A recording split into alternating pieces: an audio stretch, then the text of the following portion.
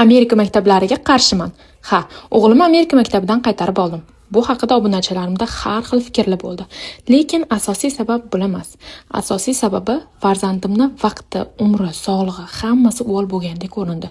Bu nima deganim? Chunki maktab boshli boshladi.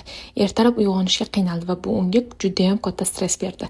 Maktabga chiqishdan oldin men hamma harflarni, 100 gacha sonlarni va 10 gacha bo'lgan sonlarni qo'shib ayirishni o'rgatgan edim. Lekin maktabda bu narsalarni boshqa bolalar bilan qaytadan o'qigani sabab oldinga emas, balki orqaga natija bo'ldi. Qur'on yodlataman, lekin darsdan soat 3-4 da chiqqani sabab charchab qoldi va yodlashga holi qolmadi. Sportiga ham borishga kuch qolmadi. Bolani sport bilan shug'ullanishi juda ham muhim. O'zi boshdan maktab va bog'chalarga qarshiman. Men uchun shaxsan bu vaqtni uvol qilish. Agar bolada biron bir sohaga qobiliyati borligini bilsangiz, uni rivojlantirish kerak deb hisoblayman. Albatta, bu qaror uni o'zi bilan muhokama qilindi va tanlovni o'zi qildi.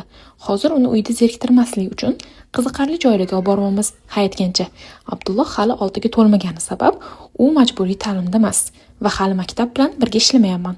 Agar sizga Amerikada bolani uyda o'qitish qanaqa bo'lishi qiziq bo'lsa, menga obuna bo'lishni unutmang.